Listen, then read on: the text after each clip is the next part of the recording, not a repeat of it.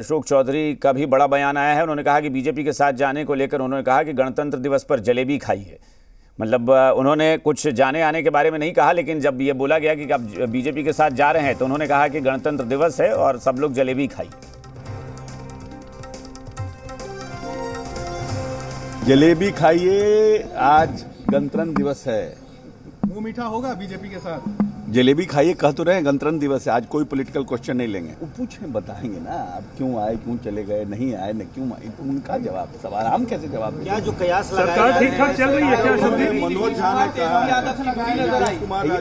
नहीं, ये is this the place? No, this is Raj Bhavan.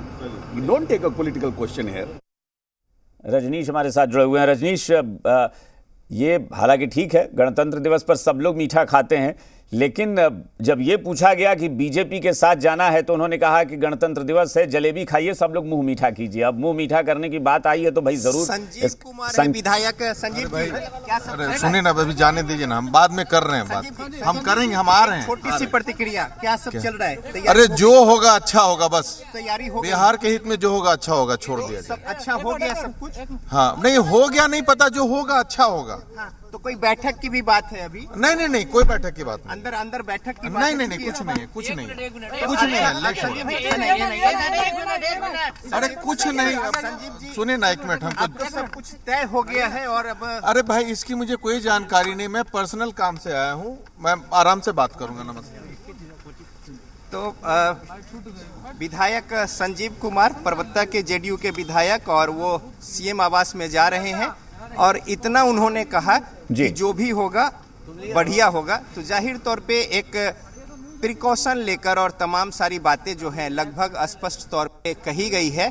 और दूसरी बात, चाहे विधायक बीजेपी के हों, उनकी ओर से भी स्पष्ट कहा गया है कि बीजेपी और जेडीयू की सरकार जो है वो बनने जा रही है। तो अब इसमें कहीं कोई संशय की बात नहीं है और लिहाजा अब समय और मुहूर्त जो है वो मुकर्रर होना है और अंदर खाने जो है सब कुछ तय हो गया है। और उसी अनुसार चाहे बैठक की बात हो या फिर आपस में राय मशविरा करके उसे किस तरीके से अमली जामा पहनाना है इसकी बात हो, बस औपचारिकता भर रह गई है। और वो औपचारिकता भी कल परसों के बीच में जाहिर तौर पर विधायक कुछ नहीं कह रहे हैं, लेकिन मैं वही कह रहा था ना, अशोक चौधरी, अगर बीजेपी का जिक्र किया जाए, अशोक चौधरी कह रहे हैं कि जलेबी खाइए, मुंह मीठा कीजिए, आज गणतंत्र दिवस है, तो वो मुंह मीठा गणतंत्र दिवस के लिए ही या फिर बीजेपी का जिक्र हो रहा है, इस पर भी मुंह मीठा करा रहे हैं?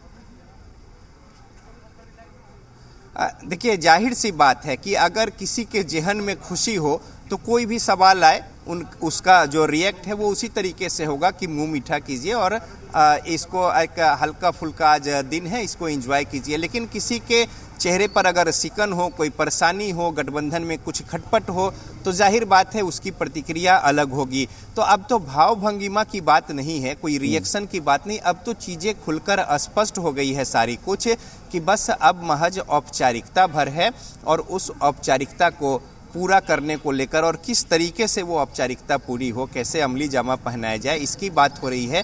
अंदर खाने नए मंत्रिमंडल के चेहरे की भी बात जो है बीजेपी की ओर से वो भी हो रही है। तो तमाम सारी बातें लगभग हो चुकी हैं और अब कल और परसों जो है ये 2 दिन बड़ा ही महत्वपूर्ण है और इस पर सबकी नज़र जो है टिकी हुई है, क्योंकि बिहार में राजनीतिक परिदृश्य जो है और गठजोड़ ये बदल रहे हैं और कड़ाके की ठंड में यहाँ पे राजनीतिक तापमान जो है अगर पिछले 2-3 दिनों से देखें तो वो बहुत बढ़ गया है और जाहिर तौर पर ये अभी लगता है आने वाले 2-3 दिन तक और ऐसे ही रहेगा। धुंध जी, अभिषेक जी, धुंध जो है वो धुंध छटती जा रही है, धुंध छट रही है। चलिए, यानी अगले 2-3 दिन में बिल्कुल मौसम साफ हो जाएगा, ऐसा लग रहा है। जा रही, हाँ, स्पष्ट दिखने लगेगा फिर तो बिल्कुल। विजिबिलिटी में जो थोड़ी मनीष पांडे भी हमारे साथ जुड़े हुए हैं। मनीष जी, चूंकि बहुत सारे ब्रांड होते हैं, कंपनियां होती हैं जो अपना प्रचार भी करती हैं, स्वेटर हो या गर्म कपड़ों का प्रचार होता है, कहते हैं ना सर्दी में गर्मी का एहसास, तो लेकिन वो राजनीति जो ये काम करती है जितनी बखूबी तरीके से, उतना शायद कोई कपड़ा या स्वेटर नहीं कर पाएगा कि ठंड में भी आपको गर्माहट जो देती है। ये मुंह मीठा करने की जो बात है, अगर हम आपसे भी जेडीयू के बारे में पूछें तो आप मुंह मीठा कराएंगे ना? अच्छा है, उनको लग रहा है ये जेडीयू का विषय है, ये मेरा विषय नहीं है, लेकिन ये का विषय उनको अगर लग रहा है कि उनको मुंह मीठा करने का समय है या कराने का समय है तो वो कराते रहें। लेकिन हम लोगों का जो विषय है, मैंने पहले भी कहा और अभी भी अभिषेक जी कह रहा हूं, देखिए बिहार का विकास हमारी पहली प्राथमिकता रही है और हम लोग तब भी सत्ता में मुख्यमंत्री पद से हम लोगों ने समझौता सिर्फ इसलिए किया था कि बिहार में जंगल राज नहीं आए, बिहार का विकास हो, इसकी चिंता ना हमारे प्रदेश नेतृत्व को बल्कि प्रधानमंत्री जी को हमेशा रही है। भैया मैं तो मनीष जी अब भी तो मैं वही सवाल पूछ रहा हूं। आप कह रहे हैं ना कि समझौता किया था सीएम को के पद को लेकर कि हम ज्यादा सीटों पे थे फिर भी सीएम बनाया नीतीश कुमार को।